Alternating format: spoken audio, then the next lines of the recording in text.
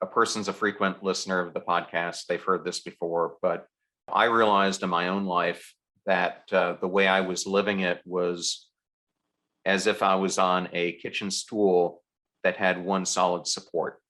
And I think maybe this is what this gentleman from Qualcomm realized as well, is everything around me was first and foremost about my career and that career trajectory. And when you're put so much of your energy into one thing, other parts of your life starts to suffer. And what I found in the corporate grind was that those companies, especially once you reach a certain level, own you. And so you get into this pattern of working to fulfill other people's dreams while you're not fulfilling your own. And so for me, I kind of turned that whole analogy around.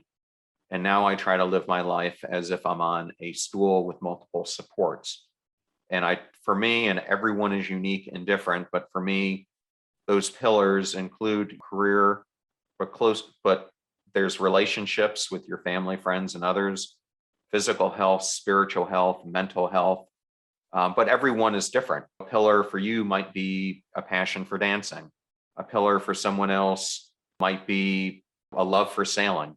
But my advice that I give to people I work with is to diversify your life, because if it's ever weighted too much in one area, the rest is going to suffer. And oftentimes the biggest thing that suffers is your health and your relationships. So I think that was a great story. Yeah, no, and I think actually when you say this, recently I'm coaching someone that is like top in one company, and they were actually considering quitting their job. But what they really had is an imbalance, like you were saying, of the different, stool with different legs. They were really unbalancing, and they love what they do, and the job, they love it really, but they didn't have anything else, like you're saying. And so instead of thinking and coaching and quitting, is first in getting the things that you like in life to see whether really you still want to quit, or is that your life is completely unbalanced and it's just work, work, work, work, and there's nothing else. So these persons start putting more of the things that they like, meeting people they like, having hobbies that they like, going back to having routines like reading books, which they really like. And then, it's like, okay, now I can think about changing careers or not from a different perspective, because I have a more balanced life and I'm not desperate to, quit this because I'm fed up with doing only one thing.